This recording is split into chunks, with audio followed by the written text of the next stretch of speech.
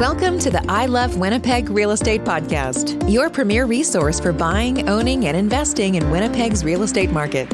And now, here's your host, Adrian Schultz, who loves all things real estate, property management, and mortgage financing.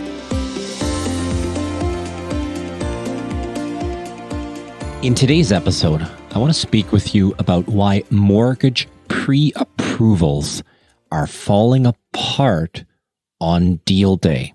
What does that mean? Well, most home buyers obtain a pre-qualification or pre-approval letter from their mortgage broker or bank or credit union during the home buying process.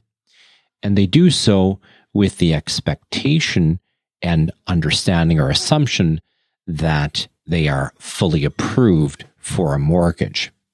Due to recent changes in the economic and real estate landscape, some pre-approvals have actually been falling apart. It's important to note that there is no new policy nor specific trend that is affecting this. However, there are several factors playing into what's currently going on with pre-approvals. I'm going to give you 5 different explanations of why a pre-approval may fall apart.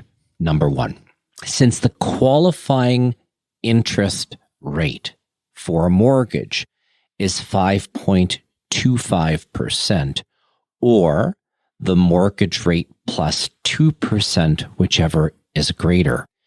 Many, if not most, pre-approvals done prior to the recent mortgage interest rate roller coaster are no longer valid. For example, if someone had received a pre-approval based on a 3% interest rate and having to add the 2 equals 5, but today's interest rate is 4.5, then they now have to qualify at 4.5 plus 2, which is 6.5.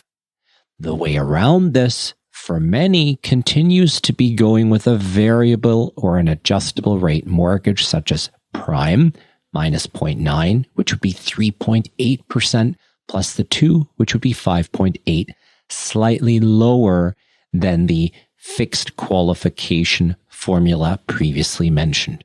But even that gap seems to be losing its edge. Secondly, many online brokers versus the local mortgage broker or rate sites and bank and credit union sites offer various versions of a pre-qualification versus pre-approval versus fully underwritten pre-approval letter or certificate. To put that into context, everyone wants their mortgage sales pipeline full so that the more pre-approval letters are out there, the more chances the broker or lender has of getting business, whilst risking the deal can't close if it wasn't fully underwritten. If they did do a light or a bare underwriting of a file, then perhaps they end up asking for co-borrowers or 20% down payment to try to make the deal work. Third, if a client didn't provide a recent pay stub, current dated job letter, 2 years of notice of assessments, last year's T4, and 90 days down payment accumulation bank statement proof, or a gift letter from a direct relative, then they were not fully underwritten, pre-approved to begin with. Fourth, sadly, not even bank or credit union pre-approvals are necessarily worth the paper they're written on, as it's dependent on the person who did it and to what degree they reviewed the documents and the credit report. Keep in mind that bank and credit union staff are not necessarily licensed mortgage agents. They are unregulated mortgage salespeople, whereas licensed mortgage agents or licensed mortgage brokers in most cases are fully dependent on seeing the file get funded in order to be paid because they're paid by the lenders. So one would assume that they're going to be more reliable and more cautious than someone that is on a salary or hourly wage at a retail financial institution. Finally, and it's a factor not commonly talked about, is that a quarter of mortgage approval is actually dependent on the lender and mortgage insurer, such as CMHC, Sajan, and Canada Guarantee, approving the property and the value of the property itself.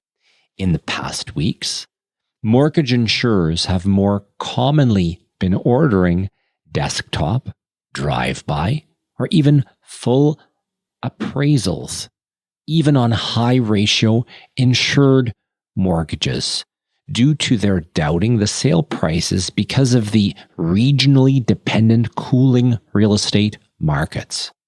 Because some values aren't being supported by mortgage insurers, and if a buyer only had 5% down payment, then the deal may fall apart because they can't afford to fund the difference between the purchase price and the appraisal completed on behalf of the mortgage insurer, not necessarily lender.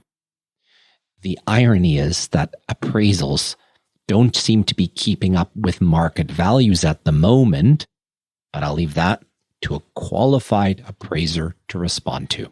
Thanks for listening. Thanks for listening to the I Love Winnipeg Real Estate Podcast. If you like this episode, please subscribe and give us a rating, which will help us reach more listeners. Until next time, connect with us on social media and online at ilovewinnipegrealestate.ca.